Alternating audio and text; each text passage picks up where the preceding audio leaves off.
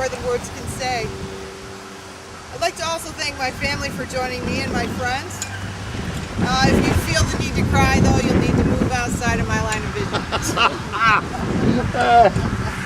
Commander Bransford invited me here today after spending time with the book that I put together with the help of my uncle and several of my father's friends in the service.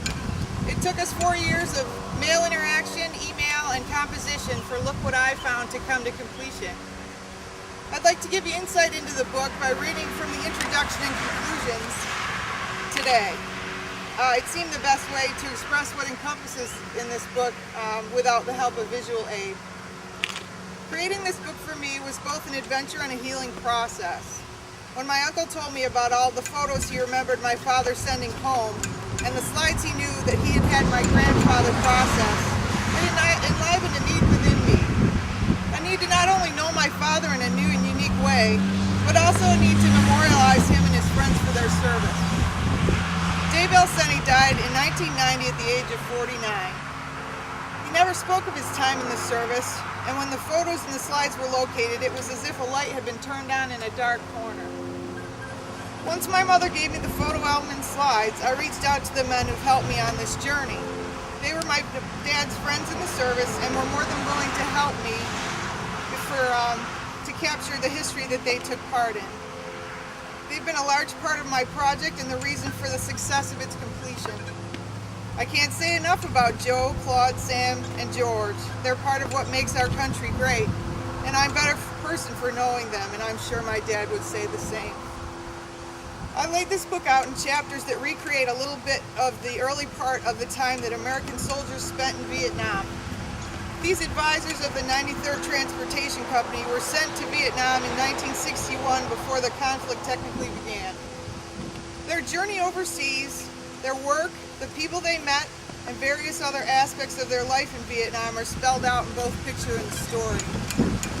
The photographs my father and his friends took were more about the camaraderie of their time in the service and less about the difficulty of being a soldier in a foreign land. My quest was to bring a new light to a dark subject, the light of youth and friendship that took center stage in these photographs. I know a lot of pain and suffering of the war didn't begin until after my father and others came and went on their tours. And I know that aspect of the war won't be forgotten. But for me to try and open a door of healing for men who were there and to bring a smile of remembrance to their faces, instead of the painful reminders a lot of books can bring, was something I had to attempt. Joe was my main storyteller, and he would send me email and photos and stories. Each email was exciting to me with more tidbits of my own father's story. Dave's quotes came exactly as written from the back of his photos. He would send them home to my mother and share some of his life with her while they were so far apart. I tried to get the guys to share stories of the photos of the people and the people in them, as well as any interesting memories or events or people they might recall. These many images, the stories could fill volumes. A section about a beach party at the South China Sea features old bathing suits, food tents, plenty of people, and my dad and his friends tossing one poor guy into the water fully clothed. There are images of children from area villages who would come and help with small tasks, including garbage duty, hoping to receive a few points for their efforts. Photos of day laborers from nearby villages who helped the 93rd build an airstrip by running some of the larger machines. Joe insists that one particular shifty-eyed worker was Viet Cong and said that he always gave them dirty looks. He said he was always cautious of that guy and he never knew if he was the enemy or not. And then there's Tuffy, the legendary tiger, whose origins have long been debated. The images of Tuffy are evidence enough that he existed, but where he came from has long been under scrutiny. After much research, I concluded that he was one in a card game between some of the soldiers and some of the natives. He was just a cub when they brought him to base, but soon became quite a handful. And Joe tells the story of two pilots who had a few drinks at the club and then went to Tuffy's area to roughhouse. In the end, they became too injured to fulfill their daily tasks the next day, and soon after that incident, Tuffy was sent to the U.S. and lived out his days at the Toledo Zoo. As I finished the book after years of work, there are a lot of things that came away with. At times I felt as if I was only a conduit between these stories and the reading public.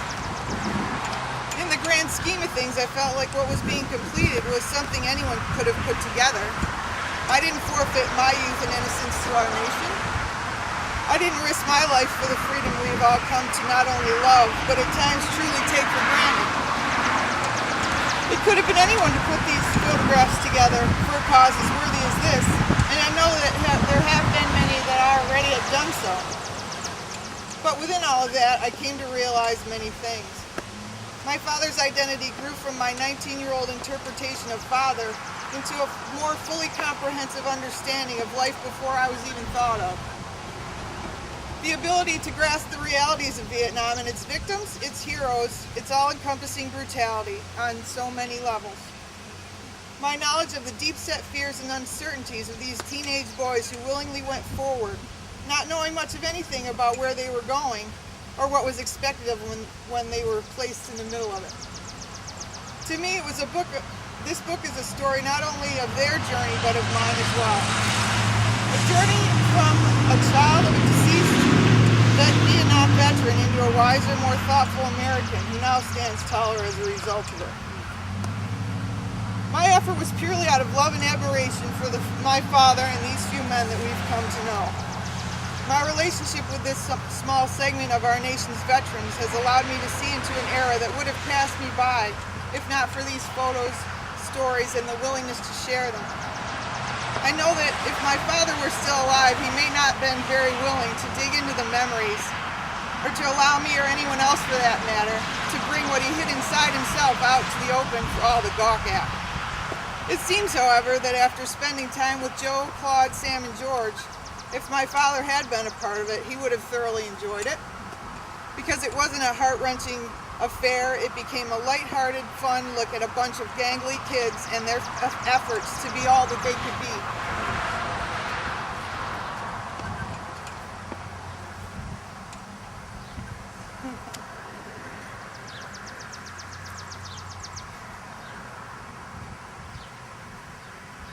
What I've created here, a history of others' creative efforts bound up into my own, may very well become my greatest achievement.